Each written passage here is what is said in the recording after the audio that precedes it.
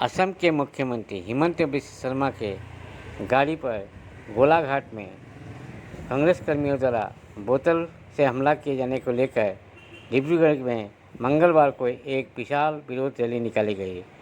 इस रैली में कैबिनेट मंत्री प्रशांत फुकन और कैबिनेट मंत्री बिमल मुरा उपस्थित रहे।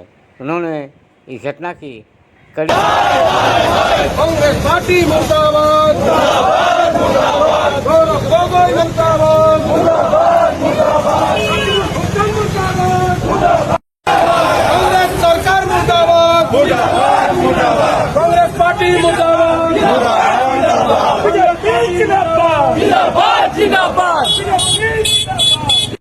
কাৰণে কংগ্ৰেছৰ একাংশই যোৱাকালি গোলাঘাটত যি মানসিকতা যি আচৰণ প্ৰদৰ্শন কৰিলে সেই আচৰণৰ প্ৰতিবাদত আপোনালোক সকলো ওলাই আহিছে কংগ্ৰেছৰ এনে মনোভাৱক ধিক্কাৰ জনাবৰ কাৰণে।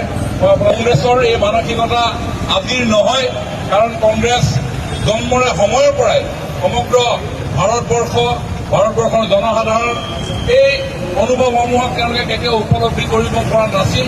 তাৰ ফলতেই আমাৰ দেশ বিভাজন কৰাৰ দৰে নিকৃষ্ট কাৰ্য তেওঁলোকে লিপ্ত হৈছিল।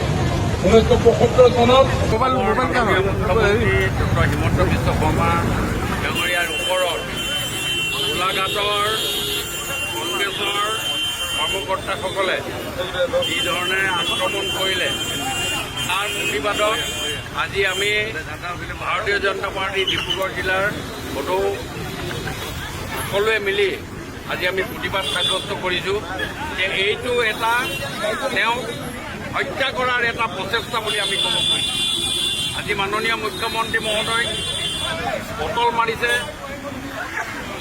আমি ভাবিছোঁ এইটো নিশ্চয় তেওঁক এটেম্প টু মাৰ্ডাৰ বুলি কংগ্ৰেছ দলে কংগ্ৰেছ অফিচৰ পৰা এই যে আক্ৰমণ কৰিলে এই আক্ৰমণক আমি তীব্ৰ ভাষাৰে আমি গৰিহণা দিছোঁ যে অসমৰ এজন মুখ্যমন্ত্ৰী পপুলাৰ মুখ্যমন্ত্ৰীক এই ধৰণে যি আক্ৰমণ কৰিছে এই আক্ৰমণত গণতন্ত্ৰত এতিয়া এটা ডাঙৰ আঘাত কৰিছে বুলি ক'ব পাৰিছোঁ।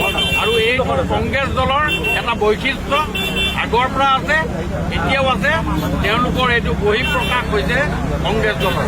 এইটো তাৰ কাৰণে আমি ডিব্ৰুগড় ভাৰতীয় জনতা পাৰ্টীৰ সকলো কাৰ্যকৰ্তাই আমি প্ৰতিবাদী দল উলিয়াইছোঁ আৰু তীব্ৰ ভাষাৰে গৰিহণা দিছোঁ আৰু